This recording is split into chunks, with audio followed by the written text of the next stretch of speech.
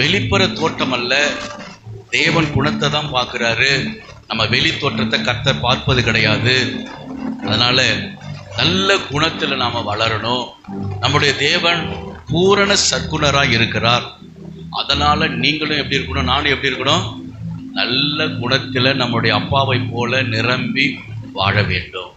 சமுதாயத்தில் நல்ல குணங்களை நம்ம வெளிப்படுத்த வேண்டும். நம்மளை பார்க்கும் பொழுது நம்முடைய வாழ்க்கையில மக்கள் ஒரு மாற்றத்தை எதிர்பார்ப்பார்கள். நம்மளுடைய வாழ்க்கையில மாற்றம் வராமல் அவர்கள் எந்த காரியத்தையும் ஏற்றுக்கொள்ள மாட்டாங்க. ஒரு அலையில சொல்லுவோமா, அல்லேலூயா. அப்ப மாற்றம் நமக்கு ரொம்ப முக்கியம். முதல்ல குணத்துல நம்ம மாற வேண்டும், நம்முடைய சுபாவம் மாற வேண்டும், நல்ல பண்புகள் உடையவர்களாய் நம்ம மாற வேண்டும். கர்த்தருடைய நாம மகிமை உண்டாவதாக. அப்ப அநேக காரியங்களை நம்ம தியானித்தோம். குணம் நமக்கு அலங்காரமாய் இருக்க வேண்டும். போன வாரத்தில் அது குதிரவாரெலாம் தியானித்தோம். நம்ம யோசேப்பை பற்றி தியானித்தோம். யோசேப்பு எந்த சூழ்நிலைகள், எப்படிப்பட்ட சூழ்நிலை அவன் வாழ்க்கையில் வந்துச்சு நமக்கு தெரியும். அந்த சூழ்நிலையில தன்னுடைய குணத்தை அவர் இழக்கவில்லை. அல்லேலூயா. சகோதரர்கள் துரோகம் செய்தார்கள். அந்த நேரத்திலும் தேவனை முறுமுறுக்கல, தேவனை விசுவாசிக்கிறவராய் இருந்தார். நல்ல குணம் இல்லை அது. நமக்கு சின்ன பிரச்சனை வந்துச்சுன்னா ஆண்டவரை முறுமுறுத்துருவோம், கேள்வி கேட்போம். ஆனா அவர் எதுவுமே செய்யல, கர்த்தர் நடத்துவார் என்று விசுவாசித்தார். பொறுமை அவருக்குள்ள இருந்துச்சு. இரண்டாவது, அநியாயத்திலும் அவர் தன்னுடைய குணத்தை இழக்கல. அநியாயமாய் சிறைச்சாலையில போட்டாங்க, வீண்படி சுமத்தினார்கள். அந்த சூழ்நிலையிலும் அவர் என்ன செய்யல, குணத்தை இழக்கல. சோதனையின் மத்தியில நல்ல குணத்தை வைத்திருந்தார். ஏன் எனக்கு இவ்வளவு சோதனை, ஏன் எனக்கு இவ்வளவு பாடு, அப்படிலாம் நம்ம என்ன செய்யல. யோசேப்பு சொல்ல நல்ல குணத்தை வெளிப்படுத்துகிறவராய் யோசேப்பின் வாழ்க்கை இருந்தது. இன்னும் சொல்ல போன வேத பண்டிதர்கள் யோசேப்புடைய முன் அடையாளம் எதுன்னா அது இயேசு கிறிஸ்துவை குறிக்கிறது. அதுக்கு முன் அடையாளமாக யோசேப்புடைய வாழ்க்கை அமைந்தது. அல்லேலூயா. கர்த்தருடைய நாமத்துக்கு ஸ்தோத்திரம். நன்றி மறந்த சூழ்நிலையிலும் யோசேப்பு தன் குணத்தை இழக்கல. நாம செய்த சில நன்றிகளை சில மனிதர்கள் மறந்துட்டு நமக்கு துரோகம் பண்ணுவாங்க. நமக்கு என்ன செய்வாங்க, எதிரியா நிற்பாங்க. சிலர் என்ன செய்வாங்க, பரிதாபப்பட்டு சிலருக்கு உதவி செய்வோம். ஆனா அவங்களே யார் பரிதாபப்பட்டாங்களோ அவங்களுக்கு எதிராக நிற்பாங்க. அல்லேலூயா. அதான் நன்றி மறந்த சூழ்நிலை. அப்படிப்பட்ட சூழ்நிலையிலும் யோசேப்பு அவர் குணத்தை இழக்கவில்லை. திரும்ப ஒரு நாள் வந்துச்சு, கர்த்தர் உயர்த்தினார். பெரிய உயர்வுக்குள்ள வந்துட்டார், அதிபதியாய் மாறினார். அவன் உயர்த்தப்பட்டாலும் தன் குணத்தை இழக்கவில்லை. அல்லேலூயா. என்ன குணம்? பழிவாங்கிற எண்ணம் அவனுக்கு வரல. அன்பைதான் காட்டினான், அரவணைத்தான், மன்னிக்கிற குணத்தை காட்டினான். அல்லேலூயா. இப்ப நம்ம வாழ்வு அப்படி மாறணும்.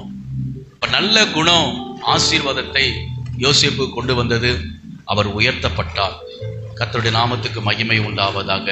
அப்ப குணம்தான் நம்மளை பாதுகாக்கும்.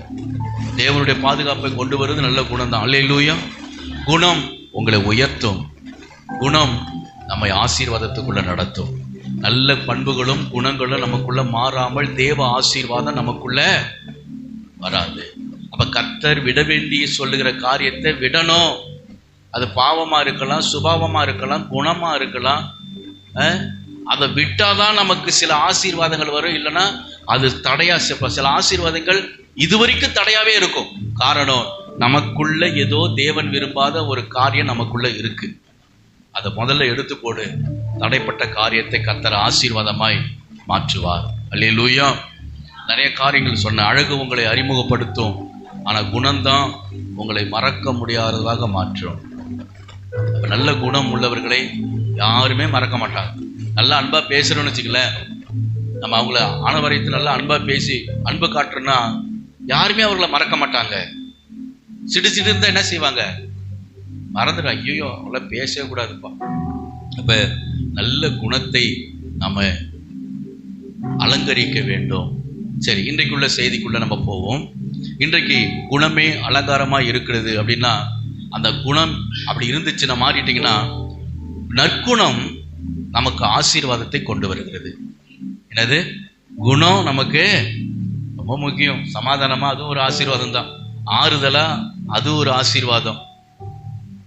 நம்ம குணம் சரியில்லைன்னா அந்த சமாதானமும் அந்த ஆறுதலும் நமக்கு கிடைக்காது, விடுதலையும் இருக்காது. அப்ப இந்த குணம் நமக்கு ஆசீர்வாதத்தை கொண்டு வருகிறது. எந்த ஆசீர்வாதம்? தேவ ஆசீர்வாதத்தை நமக்கு கொண்டு வருகிறது.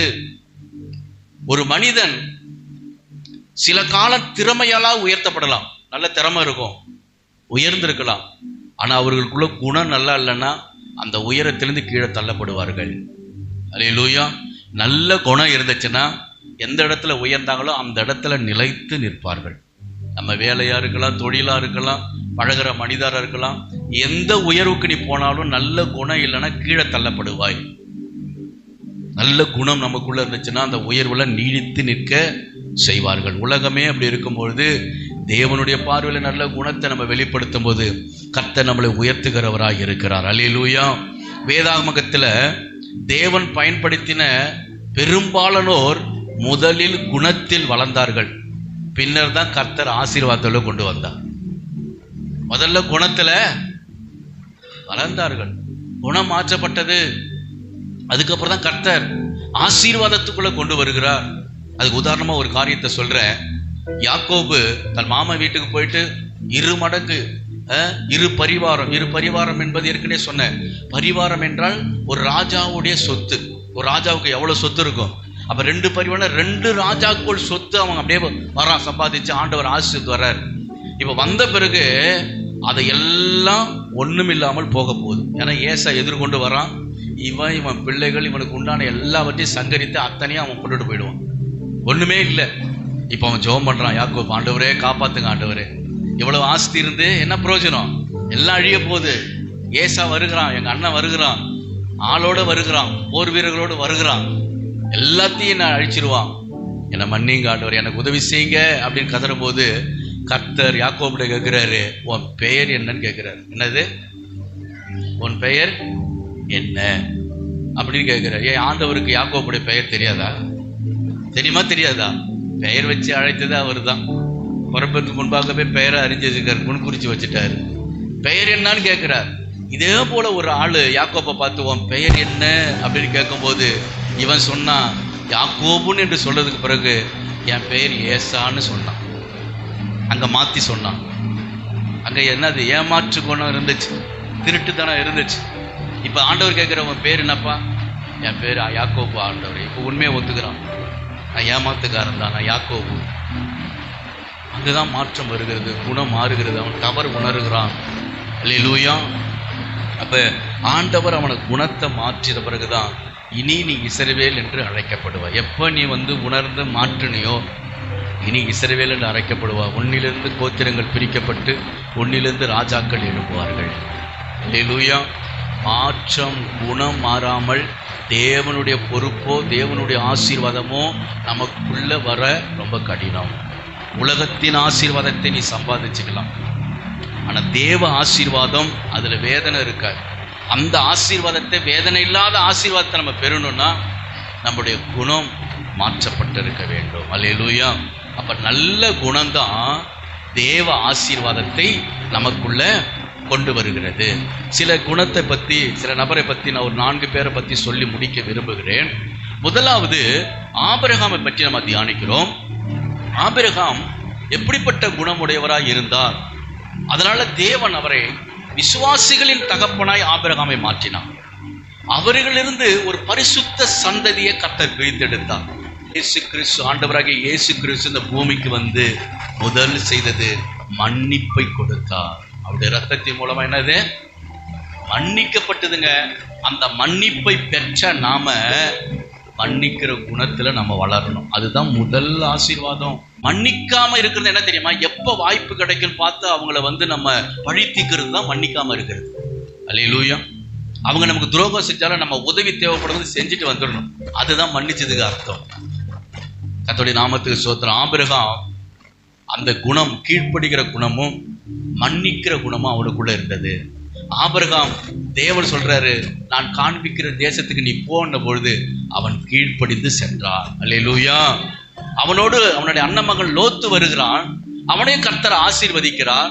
ஆனா அந்த லோத்து ஆபிரகாமுக்கு விரோதமாய் செயல்பட்ட பொழுது ஆபிரகாம் அவனை மன்னித்தான். லோத்துக்கு ஆபத்து வந்துச்சு, ஆபிரகாம் அப்படியே விடல, அவனுக்காக தேவனிடத்துல பரிந்து பேசினான். அல்லேலூயா. ஏற்கனவே இதை பத்தி நிறைய சொல்லியிருக்கிறார். லோத்து அந்த பட்டணத்தில் இருக்கும் போது ஆண்டவர் அந்த பட்டணத்தை அழிக்க போறேன்னு சொல்றார். அப்ப ஆபிரகாம் அதை பார்த்துட்டு சும்மா இல்ல, லோத்து நமக்காக எதிராக செயல்பட்டான், நம்மள்கிட்ட வாக்குவாதம் பண்ணினான், அவன் எப்படி போனான் நமக்கு என்னன்ற ஆபிரகாம் விடல, அவனுக்காக தேவனிடத்துல பரிந்து பேசி ஜெபித்து ஆண்டவர்கிட்ட மன்றாடினான். அல்லேலூயா. அந்த குணம் இருந்ததுனால ஆபிரகாமை கர்த்தர் ஆசீர்வதித்தார். அல்லேலூயா. ரெண்டாவது பாருங்க, இன்னொரு கீழ்ப்படிதல். ஆபிரகாமுக்கு குழந்தை இல்லை, 25 வருஷம் கழிச்சு குழந்தைய கொடுக்கிறாரு. இப்ப அவன் வளர்ந்து வாலிப பிரயாணத்துல இருக்கிறான். இப்ப அவனை பலியிட சொல்றாரு. அதற்கு ஆபிரகாம் கீழ்ப்படிந்தார், தன் மகனை பலியிடும்படி கீழ்ப்படிந்தார். ஆதியாகம புஸ்தகம் 22ஆம் அதிகாரம் 1 நீங்க வாசித்து பார்த்தீங்கன்னா அப்படியே அந்த காரியங்கள் இருக்கிறது. ஈசாக்கை பலியிடும்படி ஆண்டவர் சொன்ன பொழுது ஆபிரகாம் அதை செய்தான். அப்ப அந்த காரியங்கள் நடந்த பின்பு தேவன் ஆபிரகாமை சோதித்தார் சொல்லப்பட்டிருக்கிறது. ஆபிரகாம் தன் குமாரனை பலி கொடுக்க தன் கரத்தை நீட்டி கத்தியை எடுத்த பொழுது, என்னது கத்தி எடுத்து வெட்ட போறான், பலி செலுத்த போறான். இப்ப கர்த்தர் சொல்றார், நிறுத்துன்றார். உன் கையை பிள்ளையாண்ட மேல போட்டுறாத, நிறுத்து அப்படின்னு சொல்லிட்டு, அப்பொழுது கர்த்தருடைய தூதனானவர் வானத்திலேருந்து அவனை கூப்பிட்டு சொல்றாரு, உன் கையை அவன் மேல போட்டுறாத. அல்லேலூயா. போற்றாத, நீ அவன் புத்திரன் என்று ஏகசுதன் என்றும் பாராமல் எனக்கு ஒப்பு கொடுத்தபடியினால் தேவனுக்கு பயப்படுகிறவன் என்று இப்பொழுது அறிந்திருக்கிறேன். நம்ம வாழ்க்கையில கீழ்ப்படிதல் ரொம்ப முக்கியங்க. கர்த்தர் நம்மளை அறிந்திருக்கிறார். நம்ம எப்படி செயல்படுறோம், என்ன வார்த்தைக்கு கீழ்ப்படுகிறோமோ, உண்மையா இருக்கிறோம், கர்த்தர் பார்க்கிறார். அல்லேலூயா. அவருக்கு கீழ்ப்படியாமல் எந்த ஆசீர்வாதத்தை நம்ம பெற்றுக்கொள்ள முடியும்? அவர் தானே ஆசீர்வாதத்தை தருகிறவர். அவர் சொல்ற வார்த்தைக்கு நம்ம மாறி நடக்கும் போது ஆசீர்வாதத்தை நம்ம பெற்றுக்கொள்ள முடியாது. ஆபிரகாம் கீழ்ப்படிந்ததுனால கர்த்தர் ஆசீர்வாதம். அந்த கீழ்ப்படிதலின் குணம் நமக்கு ரொம்ப முக்கியம். மன்னிப்பின் குணம், கீழ்ப்படிதல் குணம் ரொம்ப முக்கியம். இப்ப ஆண்டவர் சொல்கிறாரு, அதே ஆதியாகமம் 22:16 நீ உன் புத்திரன் என்றும் உன் ஏக சுதன் என்றும் பாராமல் அவனை ஒப்பு கொடுத்து இந்த காரியம் செய்தபடினால் நான் உன்னை ஆசீர்வதிக்கவே ஆசீர்வதித்து உன் சந்ததியை வானத்து நட்சத்திரங்கள் போலவும் கடற்கரை மணலை போலவும் பெருக பண்ணுவே. உன் சந்ததியார் தங்கள் சத்துருக்களின் வாசல்களை சுதந்திரித்துக் கொள்வார்கள். நீ என் சொல்லுக்கு கீழ்ப்படிந்தபடியினால் உன் சந்ததிக்குள் பூமியில் உள்ள சகல ஜாதிகளும் ஆசீர்வதிக்கப்படும் என்று கர்த்தர் ஆணையிட்டார். அல்லேலூயா. அப்ப நம்ம ஆசீர்வாதம் மட்டுமல்ல, நம்ம சந்ததியுடைய ஆசீர்வாதமும் நம்ம கையில தான் இருக்கு. நாம ஒழுங்கா கீழ்ப்படிந்து கர்த்தருடைய வார்த்தைக்கு கீழ்ப்படிந்துட்டா உங்க சந்ததியை கர்த்தர் ரட்சிப்புக்குள்ள நடத்தி ஆசீர்வதிப்பார். ஒரு அல்லேலூயா சொல்லுவோமா? தாவீதை பத்தி சொல்லப்பட்டு இருக்கிறது. தாவீது மன்னிக்கிற குணமுடையவனா இருந்தான். அவன் குணம் எப்படி இருந்துச்சு? மன்னிக்கிற குணம் இருந்துச்சு தாவீதுக்கு. தாவீதை கொலை செய்யும்படி சவுல் துரத்தி கொண்டே வருகிறான். பல நாட்கள், பல வருஷங்கள் இது ஓடிக்கிட்டு இருக்கு. ஒரு நாள் அந்த சவுலை கொல்லும்படி தாவீதுக்கு ஒரு வாய்ப்பு கிடைக்குது. அல்லேலூயா. அப்ப தாவீதை தேடிக்கிட்டு வனாந்தரத்துக்கு வரும்பொழுது சவுல் மட்டும் தனியா ஒரு கெபிக்குள்ள போறார், காலை கடன் முடிக்க போறார். அப்ப தாவீதுடைய ஆட்கள்லாம் அங்க வளைச்சிட்டாங்க. அப்ப சவுலை அந்த நேரத்துல கொலை செய்ய முடியும். ஆனால் என்ன தெரியுமா சொன்னா? அபிஷேகம் பெற்றவர் மேல என் கையை போட மாட்டேன். அல்லேலூயா. சவுல் தனியா மாட்டிட்டாங்க. இப்ப சவுலை தாவீது கொலை செய்ய முடியும். அவனை கொண்டுட்டா தாவீது தான் அடுத்த ராஜா. அல்லேலூயா. ஆனா இவன் என்ன செய்யறான்? சவுலுக்கு தெரியாம மறைந்து போயிட்டு அவனுடைய வஸ்திரத்தின் தொங்கலை மட்டும் அறுத்துட்டு வந்துட்டான். அப்ப அந்த அறுக்கும் போது கூட அவன் மனசு அப்படியே படப்படுத்துச்சான். ஐயோ, இவன் தேவனால் தெரிந்து கொள்ளப்பட்ட மனுஷனாச்சே, நம்ம அப்படி செய்யக்கூடாதே என்று அவன் மனசு அடிச்சுக்கிச்சுன்னு வசனம் சொல்லுகிறது. அடித்து கொண்டிருந்தது. அல்லேலூயா. அப்ப தனக்கு எதிராக இருந்த ஒரு எதிரி தன் கையில மாற்றான். அப்ப அவனை கொலை செய்யல, அவனை தாவீது மன்னிக்கிறான். அல்லேலூயா. அப்ப அது அப்படி நடந்ததுனால என்ன நடந்தது தெரியுங்களா? யார் எதிரியாக வந்தானோ அவன் வாழ்க்கையில மாற்றம் உண்டாயிடுச்சு. இதை சவுல் அறிந்தார். தாவீது சொல்றான், சவுல் ராஜாவே, இப்ப நான் நினைத்திருந்தாலும் உங்களை கொலை செய்ய முடியும், ஆனால் தேவனால் தெரிந்து கொள்ளப்பட்ட மனுஷன், என் கையை நான் போட மாட்டேன். அப்ப சவுல் இதை அறிந்து மனம் திரும்புறான். ஐயோ, இவன் உத்தமனா இருக்கிறானே, இவன் நீதிமானா இருக்கிறானே, நான் துன்மார்க்கமா நடந்துட்டேனே, என் குணம் பொல்லாத குணம், பொறாமையில நினைஞ்சு இவனை கொலை செய்ய பார்த்தனே அப்படின்னு சொல்லி சவுல் சொல்றான், நீ எனக்கு நன்மை செய்ததை இன்று விளங்க பண்ணினாய். அல்லேலூயா. கர்த்தர் உன் கையில் ஒப்பு கொடுத்திருந்தும் நீ என்னை கொன்று போட. அப்ப தேவன் இஸ்ரவேலின் மகத்தான ராஜாவாக ஆண்டவர் தாவீதை உயர்த்தினார். அல்லேலூயா. உயர்வு வருவது சாதாரண விஷயம் கிடையாது. நம்மளுடைய பங்கு அதுல நிறைய இருக்கு. நம்ம ஜெபம் பண்ணிட்டா கர்த்தர் எல்லாத்தையும் அப்படியே வானத்தை திறந்து கொட்டுருவான்னு சொல்லி நினைக்க கூடாது. அல்லேலூயா. அந்த ஆசீர்வாதத்துக்கு தகுதி நம்மள்ட்ட இருக்கான்னு பார்த்து நம்மளை சோதித்து பார்க்க வேண்டும். நீ எதை தேவனிடத்துல கேட்கிறியோ அதை பெற்றுக்கொள்ளுவதற்கான தகுதி நம்மள்ட்ட இருக்கா? நாம் அதுக்கு பாத்திரமா இருக்கிறோமா? அப்படி நம்ம நிதானித்து மனமாற்றங்கள் உண்டாகும் பொழுது நீ கேட்ட ஆசீர்வாதத்தை கர்த்தர் உனக்கு தருவார். ஒரு அல்லேலூயா சொல்லுவோமா? அல்லேலூயா. கர்த்தருடைய நாமத்துக்கு ஸ்தோத்திரம். இன்னொரு காரியத்தை சொல்றேன். அப்போஸ்தலர் நடவடிக்கைகள்ல அப்போஸ்தலரால் தெரிந்தெடுக்கப்பட்ட 7 நபர்களை தெரிந்தெடுத்தார்கள். பந்தி விசாரணை செய்ய, விசுவாசிகளை விசாரிக்க, அவங்களுக்கு ஜெபம் பண்ண 7 பேரை தெரிந்தெடுத்தாங்க. அந்த 7 பேர்ல ஒருவன் ஸ்தேவான். அந்த ஸ்தேவான் அநேக அற்புதங்களை, அதிசயங்களை அவன் செய்தான். பரிசுத்த ஆவியானவர் அவன் மேல இருந்தார். அப்படி ஜனங்களுக்குள்ள எழும்பி தேசத்துல சுவிசேஷத்தை அவன் சொல்லி கொண்டிருக்கும் போது அந்த ஜனங்கள் எல்லாம் அவனுக்கு எதிராக வந்து அவனை கல்லால் அடித்து கொன்றார்கள்.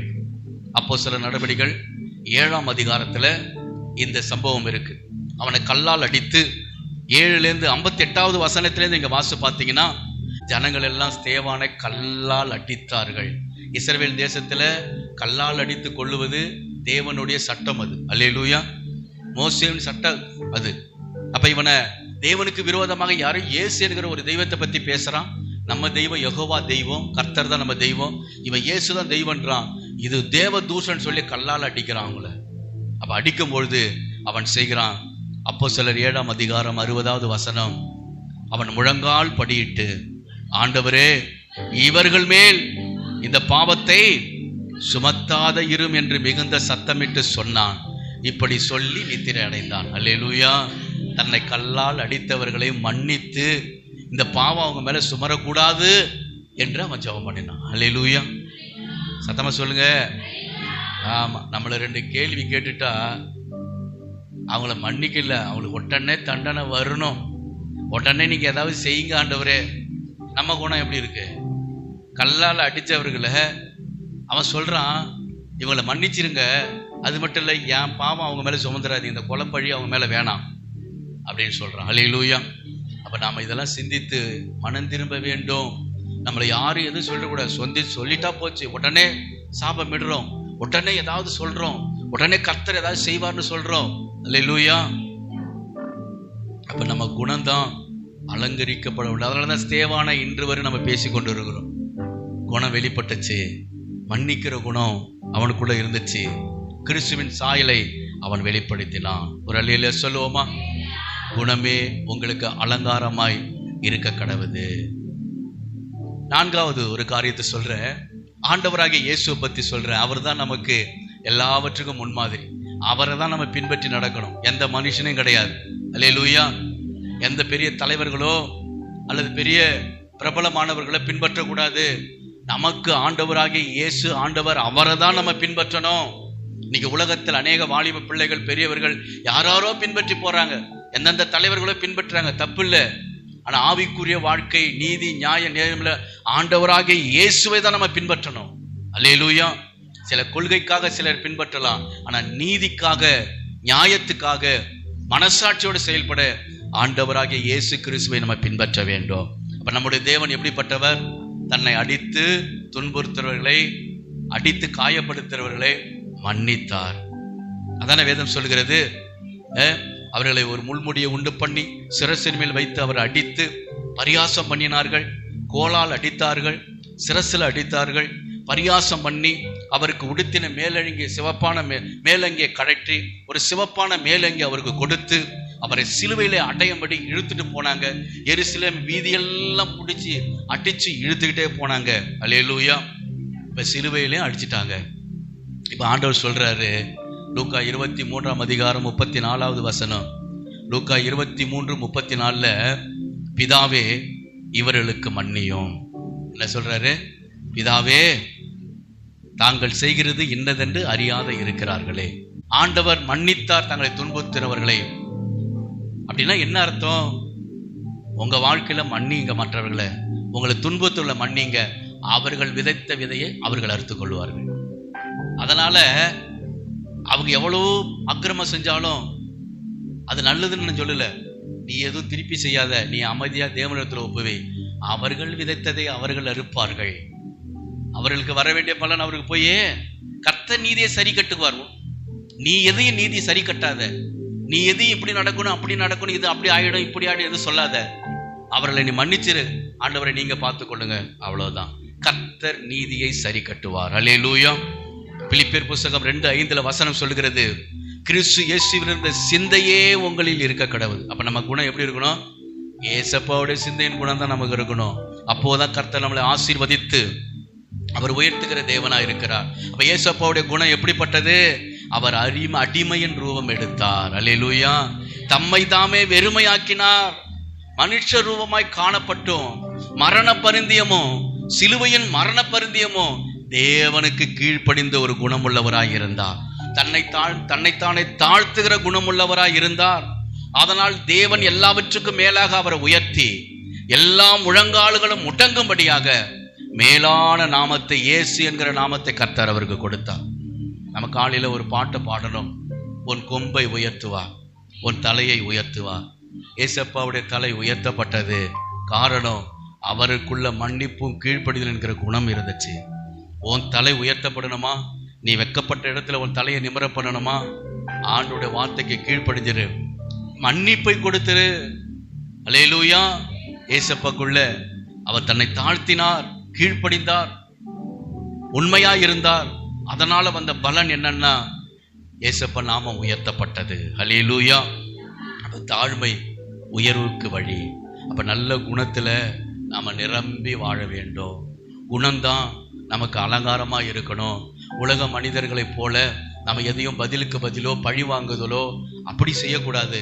எதுவாக இருந்தாலும் கர்த்தர்கிட்ட ஒப்பு கொடுத்துட்டு நீங்க பார்த்துங்க அப்படின்னா அவருக்கு எது நீதியோ கர்த்தர் செய்து முடிப்பார். அல்லேலூயா. உன்னுடைய நீதியை நம்ம எதுவும் செய்யக்கூடாது. நம்ம நீதியை நம்ம காட்டக்கூடாது. இவங்க செய்யறது தப்பு, இதுதான் இப்படிதான் நடக்கணும். தேவன் நீதி செய்கிறவர். அல்லேலூயா. அந்த இடத்துக்கு நீ போவாத. அது பிசாசுடைய குணம். நீதி செய்யற இடத்துக்கு நீ நின்னா நீ தேவனா நிக்கிறன்னு அர்த்தம். அல்லேலூயா. நீதிபதி ஒருத்தர் இருக்காருங்க, அவர் நீதி சொல்லுவார்னு நீதிபதி இருக்காரு. நீ மேல ஏறிட்டு நான் நீதி சொல்றேன்னா அப்ப அவருக்கு என்ன செய்வாரு? பிடிச்சி உள்ள போட்டுருவார் ஒண்ணு நீதிபதி. அல்லேலூயா. அதனால நல்ல குணம்தான் நமக்கு அலங்காரமா இருக்கும். அதுதான் ஆசீர்வாதத்தை கொண்டு வரும். ஒரு அல்லேலூயா சொல்லுவோமா? அல்லேலூயா. ஒரு காரியத்தை சொல்லி நான் முடிக்க விரும்புகிறேன். தாவீதுடைய மூத்த மகன் அப்சலோம். என்ன பேர்? என்ன? அப்சலோம். தாவீதுடைய மூத்த மகன். இவர் ரொம்ப அழகுள்ளவனா. தாவீதே அழகானவரு. இஸ்ரவேல் தேசத்துல இவனை போல ஒரு ரூபமான ஆள் யாருமே இல்லையா. அவனுடைய கூந்தல் அவ்வளவு அழகா இருக்குமா. எல்லாரும் அந்த கூந்தலை பிரமிப்பா பார்ப்பாங்களாம். அவனுடைய தலைமுடிய அவ்வளவு அழகா இருக்குமா. அப்ப அவனுக்கு வாழ்க்கையில நடந்து என்ன தெரியுங்களா? அவன் நல்ல அழகா இருந்தான். அவன் குணம் தீமையான குணமா இருந்துச்சு. அவன் குணம் எப்படி இருந்துச்சு? தீமையான குணம். அழகு இருந்துச்சுங்க. இஸ்ரவேல் ஜனங்களாம் பார்த்து பிரமித்து பட்டார்கள். அவனை ரொம்ப ஆச்சரியமா பார்த்தாங்க. ஆனா அவனுக்குள்ள குணம், தீய குணம் இருந்தனால அவன் அழிந்து போனான். தாவீதுக்கு அப்புறம் அடுத்த ராஜாவா வருவது அப்சலோம் தான். அவன் அழிந்து போனான். அதுக்கப்புறம் சாலமோன் ராஜாவா வந்தான். என்ன குணம் அப்படின்னா, தன் தகப்பனுக்கு விரோதமாய் எழும்பினான். அல்லேலூயா. பழி வாங்குற வெறி அவனுக்குள்ள இருந்துச்சு. பழி வாங்குற குணம் அவனுக்குள்ள இருந்துச்சு. இரண்டாவது, அகந்தையும் பெருமை இருந்துச்சு. நான் ரொம்ப அழகானவன், என்ன போல அழகானவன் இந்த தேசத்திலே கிடையாது அப்படின்ற பெருமை அவனுக்குள்ள இருந்துச்சு. தன்னை பெரிய தலைவனா காட்டிக்கிட்டான். எல்லாரும் இவனை அவிச்சு ஆச்சரியமா பார்க்க என்ன செஞ்சான்? தன்னை ஒரு பெரியவனா காட்டி தனக்கு ஒரு சிம்பத்தி அவன் கிரியேட் பண்ண ஆரம்பிச்சான். மூன்றாவது, துரோகம் குணமுள்ளவனா இருந்தான். தாவீதுக்கு விரோதமாக தனிப்பட்ட முறையில் அந்தரங்கமா ஒவ்வொரு மனுஷனையும் பார்த்து பெரிய பெரிய தலைவர்கள்லாம், படைத்தலைவர்கள்லாம் பார்த்து தன் பக்கமா இழுத்தான். தாவீதுட்டு தான் இருந்தான். தாவீது ரொம்ப நேசித்தான். அப்பாவுடைய அன்பை மட்டும் பெற்றுக்கிட்டு அவனுக்கே துரோகமாய் செயல்பட்டான். தன் தந்தைக்கு விரோதமாய் செயல்பட்ட ஒரு நயவஞ்சகன். அல்லேலூயா. இப்படிப்பட்ட சூழ்நிலையினால ஒரு நாள் அவனை நம்பி ஒரு கூட்டமே வந்துருச்சு. அப்சலோம ராஜாவாக்கிட்டாங்க. இப்ப தாவீது வனாந்தரத்துக்கு ஓடிட்டார். தன் மகனுக்கு பயந்து ஓடிட்டார். தாவீதுடைய மருமனாட்டி 10 பேர் இருந்தாங்க. அவர்களோடு இவன் பாவம் செய்தான், தீட்டுப்படுத்தினான். அதெல்லாம் தேவனுக்கு முன்பாக அருவருப்பா இருந்துச்சு. இப்ப அந்த அப்சலோம் தாவீதை பிடிச்சு கொல்லணும், அப்பாவை உயிரோட விட்டுறக்கூடாது, நாம தான் ராஜாவா இருக்கணும்ட்டு அவன் வரும்பொழுது பெரும் படையோட வருகிறான். அப்படி யுத்தம் நடந்துட்டு இருக்கு. இப்ப தாவீது சொல்றாரு, கர்த்தர் நமக்கு தான் ஜெயத்தை கொடுப்பாரு. யாரு கொடுப்பாரு? நமக்கு தான் ஜெயம் கொடுப்பாரு. என் மகனை மட்டும் கொண்டுடாதீங்க. எல்லா படைத்தளபதியும் கூப்பிட்டு, இஸ்ரவேல் போர் வீரர்கள்லாம் கூப்பிட்டு, தாவீதோடு இருந்தவளை கூப்பிட்டு உரத்த சத்தமா சொல்றான், என் மகனை உயிரோட பிடிங்க, அவனை கொண்டுறாதீங்க, சித்திரவதை பண்ணாதீங்க அப்படின்னு சொல்லி அனுப்புவார். ஆனா இவங்கெல்லாம் போய் யுத்தம் பண்ணிட்டு இருப்பாங்க. பயங்கர யுத்தம் நடந்துட்டு இருக்கும்.